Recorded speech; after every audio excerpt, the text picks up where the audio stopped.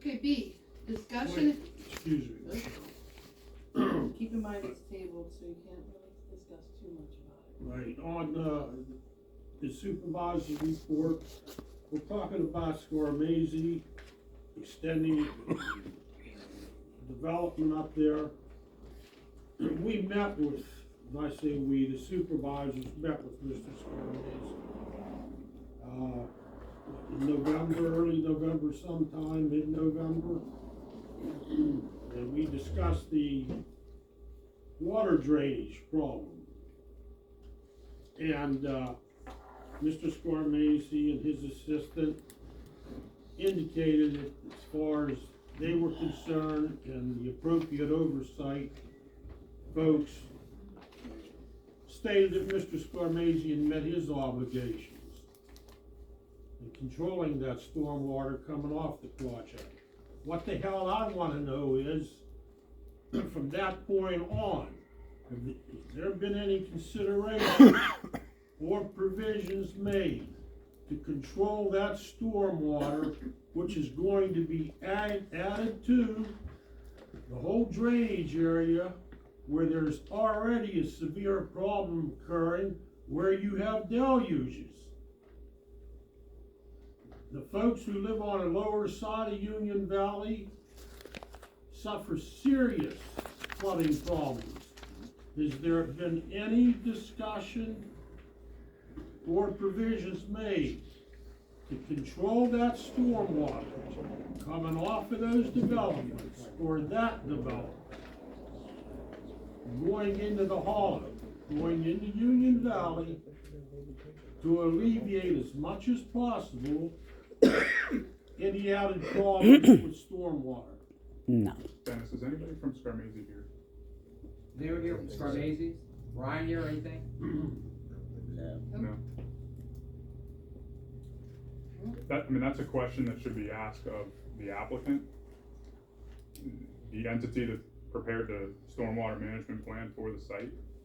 Typically when they obtain an NPDES permit for stormwater discharges, they have to prove that they're releasing less water at a slower rate than what was originally making it to that point as part of their stormwater plan. Tractor supplies failed.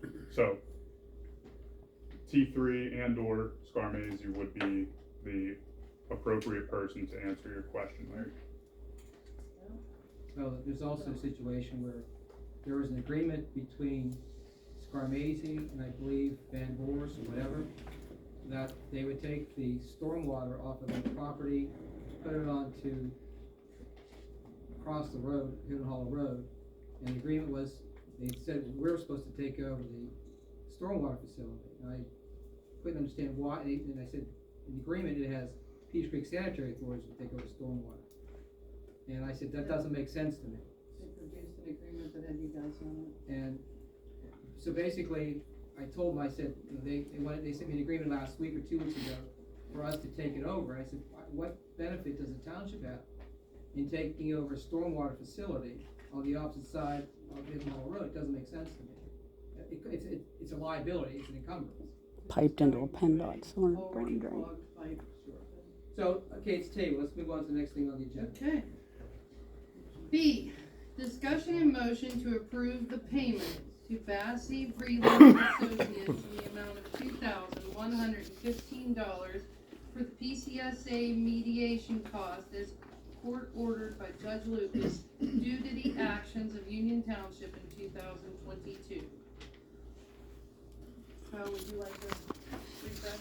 Well, we had Mr. Bonato here before at the 5 o'clock meeting. I asked him what it was all about. And what he said to me, I wasn't part of the proceedings, he said that the township entered in some type of mediation agreement and they reneged on the agreement, and the judge ordered the township to pick up the mediation fees. Tom Green in the amount of $2,115.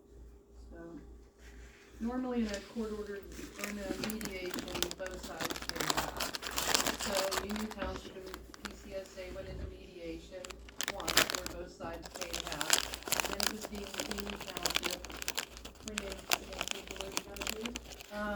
on what was agreed to in the first mediation, and therefore ordered Union Township to pay both parts of the mediator, as a sanction to Union Township for not, mediating in good faith somewhat, I don't know how you would word it, but, how he worded it, but we were sanctioned by Judge Lucas's courtroom, to pay for both parts of the second mediation.